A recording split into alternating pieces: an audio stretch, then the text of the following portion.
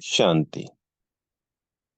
आज 16 अप्रैल 2024 के महावाक्यों में प्यारे मीठे बाप दादा ने कहा, मीठे बच्चे, तुम्हें सतो प्रधान बनना है तो बाप को प्यार से याद करो।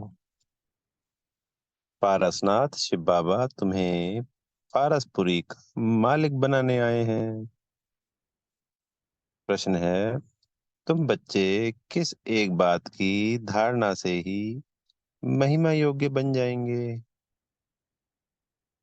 उत्तर है, बहुत बहुत निर्माण चित बनो। किसी भी बात का अहंकार नहीं होना चाहिए।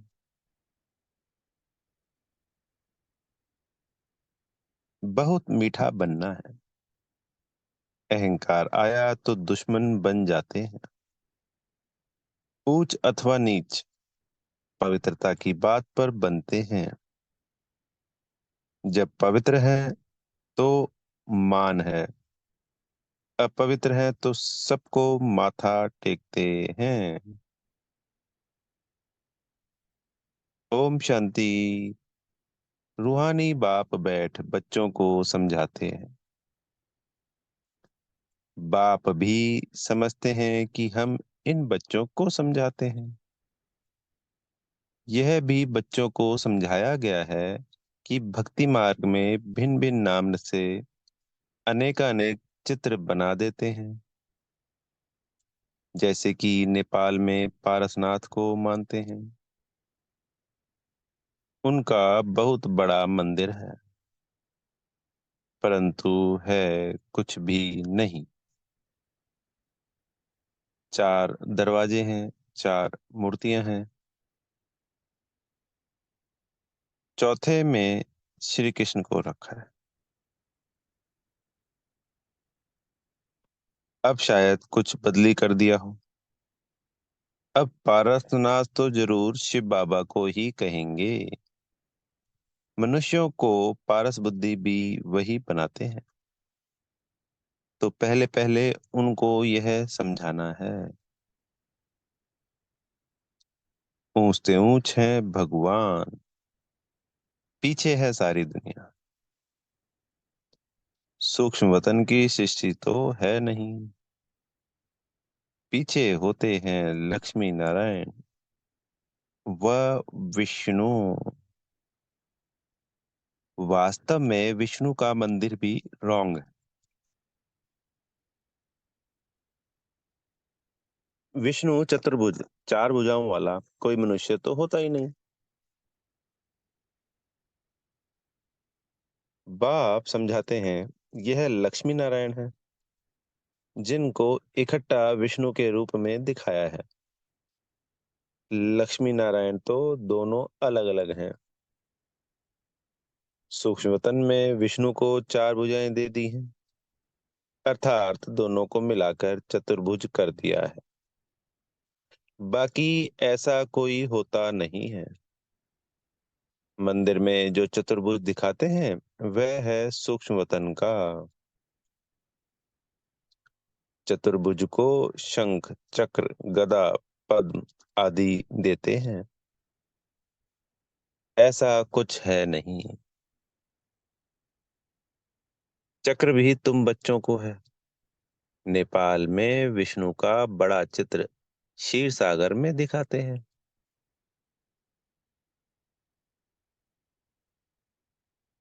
पूजा के दिनों में थोड़ा दूध डाल देते हैं। बाप एक एक बात अच्छी तरह समझाते हैं। ऐसे कोई भी विष्णु का अर्थ समझा ना सके, जानते ही नहीं। यह तो भगवान खुद समझाते हैं। भगवान कहा जाता है शिव बाबा को। है तो एक ही, परंतु भक्ति मार्ग वालों ने नाम अनेक रख दिए हैं। तुम अभी अनेक नाम नहीं लेंगे। भक्ति मार्ग में बहुत धक्के खाते, तुमने भी खाए। अभी अगर तुम मंदिर आदि देखेंगे तो उस पर समझाएंगे कि ऊंचते ऊंच है भगवान, सुप्रीम सोल, निराकार परमपिता परमात्मा। आत्मा शरीर द्वारा कहती है, ओ परमपिता। उनकी फिर महिमा भी है, ज्ञान का सागर, सुख का सागर। भक्ति मार्ग में एक के अनेक चित्र हैं। ज्ञान मार्ग में तो ज्ञान सागर एक ही है। वही पतित पावन सर्व के सद्गति दाता है। तुम्हारी बुद्धि में सारा चक्र है, ऊंच से ऊंच है परमात्मा। उनके लिए ही गायन है, सिमर सिमर सुख पाओ। अर्थात एक बाप को ही याद करो अथवा सिमरन करते रहो, तो कलह क्लेश मिटे सब तन के। फिर जीवन मुक्ति पद पाओ। यह जीवन मुक्ति है ना।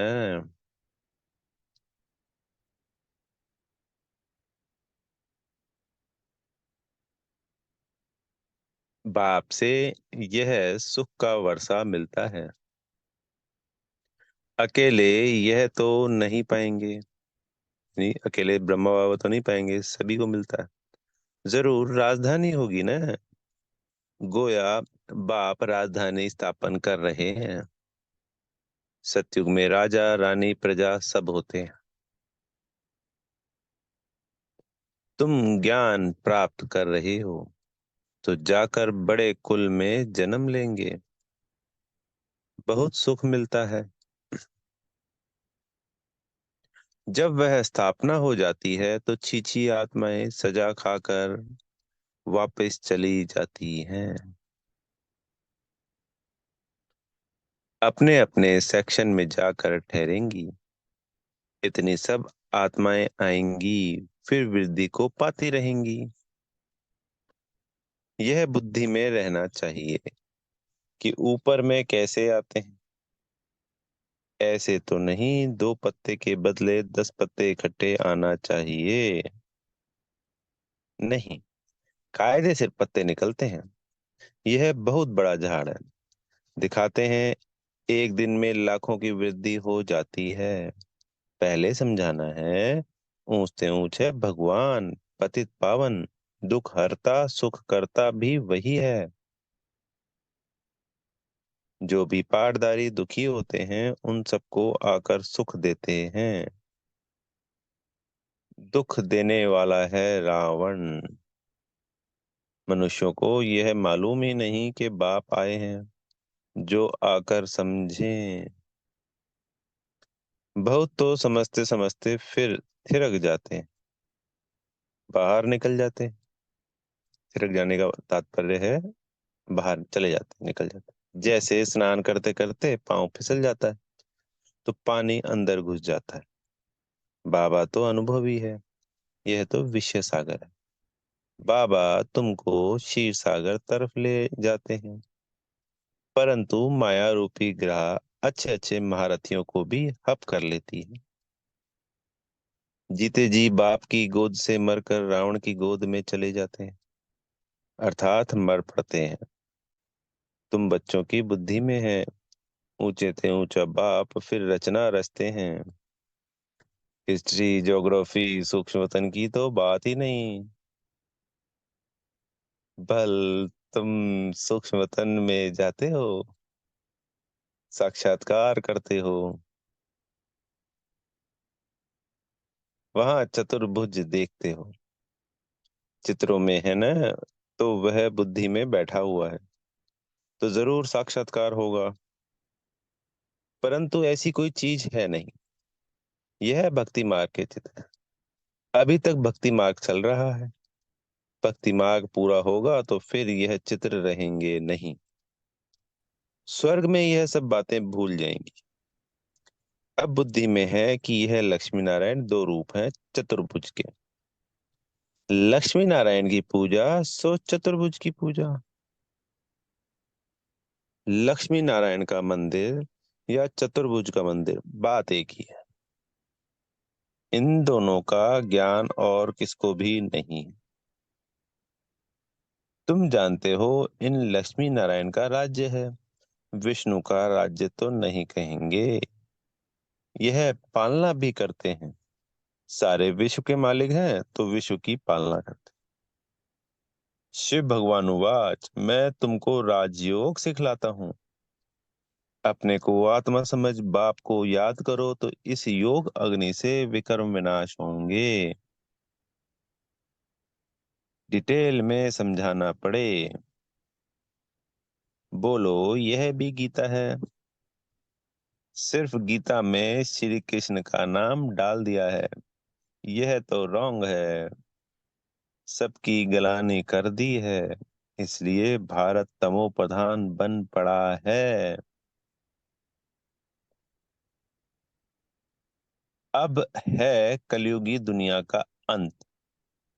इनको कहा जाता है तमो प्रधान, आयरन एज। जो सतो प्रधान थे उन्होंने ही 84 जन्म लिए।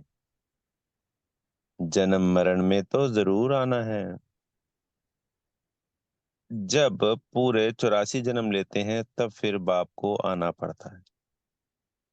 पहले नंबर में एक की बात नहीं है। इनकी तो सारी राजधानी थी ना। फिर जरूर होनी है। फिर जरूर चाहिए, होनी चाहिए। बाप सबके लिए कहते हैं अपने को आत्मा समझो। बाप को याद करो तो योग अग्नि से पाप कट जाएंगे। कामचिता पर बैठ सब सांवरा हो गए हैं। अब सांवरे से गोरा कैसे बने, सो तो बाप ही सिखलाते हैं। श्री कृष्ण की आत्मा जरूर भिन्न भिन्न नाम रूप लेकर आती होगी। जो लक्ष्मी नारायण थे उनको ही 84 जन्मों के बाद फिर यह बनना है। तो उनके बहुत जन्मों के अंत में बाप आकर प्रवेश करते हैं। फिर वह सतो प्रधान विश्व के मालिक बनते हैं। तुम्हारे में पारसनाथ को पूजते हैं, शिव को भी पूजते हैं। जरूर उन्हों को शिव ने ही ऐसा पारसनाथ बनाया होगा। टीचर तो चाहिए ना। वह है ज्ञान सागर। अब सतो प्रधान पारसनाथ बनना है तो बाप को बहुत प्यार से याद कर। वही सबके दुख हरने वाला है। बाप तो सुख देने वाला है। यह है कांटों का जंगल। बाप आए हैं फूलों का बगीचा बनाने। बाप अपना परिचय देते हैं। मैं इस साधारण बूढ़े तन में प्रवेश करता हूँ जो अपने जन्मों को नहीं जानते हैं। भगवान उवाच, मैं तुमको राजयोग सिखलाता हूँ। तो यह ईश्वरीय यूनिवर्सिटी ठहरी। एम ऑब्जेक्ट है ही राजा रानी बनने की, तो जरूर प्रजा भी बनेगी। मनुष्य योग योग बहुत करते हैं। निवृत्ति मार्ग वाले तो अनेक हठ योग करते हैं। वह राजयोग सिखला ना सके। बाप का ही बाप का है ही एक प्रकार का योग। सिर्फ कहते हैं अपने को आत्मा समझकर मुझ बाप को याद करो। 84 जन्म पूरे हुए। अब वापस घर जाना है। अब पावन बनना है। एक बाप को याद करो, बाकी सबको छोड़ो। भक्ति मार्ग में तुम गाते थे कि आप आएंगे तो हम एक संग जोड़ेंगे। तो जरूर उनसे वर्षा मिला था न। आधा कल्प है स्वर्ग और फिर है नर्क। रावण राज्य शुरू होता है। ऐसे ऐसे समझाना है। अपने को देह ना समझो। आत्मा अविनाशी है। आत्मा में ही सारा पाठ नोंधा हुआ है जो तुम बजाते हो। अब शिव बाबा को याद करो तो बेड़ा पार हो जाएगा। सन्यासी पवित्र बनते हैं तो उनका कितना मान होता है। सब माथा झुकाते हैं। पवित्रता की बात पर ही ऊंच नीच बनते हैं। देवताएं हैं बिल्कुल ऊंच। सन्यासी फिर एक जन्म पवित्र बनते हैं, फिर दूसरा जन्म तो विकार से ही लेते हैं। देवताएं होते हैं सतयुग में। अब तुम पढ़ते हो, फिर पढ़ाते भी हो। कोई पढ़ते हैं लेकिन दूसरों को समझा नहीं सकते, क्योंकि धारणा नहीं होती। बाबा कहेंगे तुम्हारी तकदीर में नहीं है, तो बाप क्या करे? बाप यानी बाप यदि सबको आशीर्वाद बैठ करे तो सब स्कॉलरशिप ले लेवें। अगर शिव बाबा सबको आशीर्वाद दे दें तो सारे राजा बन जाएंगे। वह तो भक्ति मार्ग में आशीर्वाद करते हैं। सन्यासी भी ऐसे करते हैं। उनको जाकर कहेंगे मुझे बच्चा हो, आशीर्वाद करो। अच्छा तुमको बच्चा होगा। बच्ची हुई तो कहेंगे भावी, और बच्चा हुआ तो वाह वाह कर चरणों पर गिरते रहेंगे। अच्छा अगर फिर मरा तो रोने पीटने, गुरु को गाली देने लग पड़ेंगे। गुरु कहेगा यह भावी थी। कहेंगे पहले क्यों नहीं बताया? कोई मरे हुए से जिंदा हो जाता है तो यह भी भावी ही कहेंगे। वह भी ड्रामा में नूद है। आत्मा कहाँ छिप जाती है? डॉक्टर लोग भी समझते हैं यह मरा पड़ा है, फिर जिंदा हो जाता है। चिता पर चढ़े हुए भी उठ पड़ते हैं। कोई एक ने किसको माना तो फिर उनके पीछे ढेर पड़ जाते हैं। तुम बच्चों को तो बहुत निर्माणचित होकर चलना है। अहंकार जरा भी ना रहे। आजकल किसको जरा भी अहंकार दिखाया तो दुश्मनी बढ़ी। बहुत मीठा होकर चलना है। नेपाल में भी आवाज निकलेगा। अभी तुम बच्चों की महिमा का समय है नहीं। नहीं तो उनके अखाड़े उड़ जाएं, बड़े बड़े जग जाएं, और सभा में बैठ सुनाएं तो उनके पिछाड़ी ढेर आ जाएं। कोई भी एमपी बैठ तुम्हारी महिमा करे कि भारत का राजयोग इन ब्रह्मा कुमार कुमारियों के सिवाय कोई सिखला नहीं सकते। ऐसा अभी कोई निकला नहीं है। बच्चों को बहुत होशियार चमत्कारी बनना है। फलाने फलाने भाषण कैसे करते हैं सीखना चाहिए। सर्विस करने की युक्ति बाप सिखलाते हैं। बाबा ने मुरली जो चलाई, एक्यूरेट कल्प कल्प ऐसे चलाई होगी। ड्रामा में नूंद है। प्रश्न नहीं उठ सकता है, ऐसे क्यों? ड्रामा अनुसार जो समझाना था वह समझाया। समझाता रहता हूँ। बाकी लोग तो अथाह प्रश्न करेंगे। बोलो पहले मनमनाभव हो जाओ। बाप को जानने से तुम सब कुछ जान जाएंगे। अच्छा, मीठे मीठे सिकील दे बच्चों प्रति माता पिता बाप दादा का याद प्यार और गुड मॉर्निंग। रूहानी बाप की रूहानी बच्चों को नमस्ते। हम रूहानी बच्चों की प्यारे मीठे रूहानी बाप दादाजी को याद प्यार, गुड मॉर्निंग और नमस्ते। धारणा के लिए मुख्य सार पहला पॉइंट है, सर्विस की युक्ति सीखकर बहुत बहुत होशियार और चमत्कारी बनना है। धारणा कर फिर दूसरों को करनी है, करानी है। पढ़ाई से अपनी तकदीर आपे ही बनानी है। दूसरा पॉइंट है, किसी भी बात में जरा भी अहंकार नहीं दिखाना है। बहुत बहुत मीठा और निर्माण चित्त बनना है। माया रूपी ग्रह से अपनी संभाल करनी है।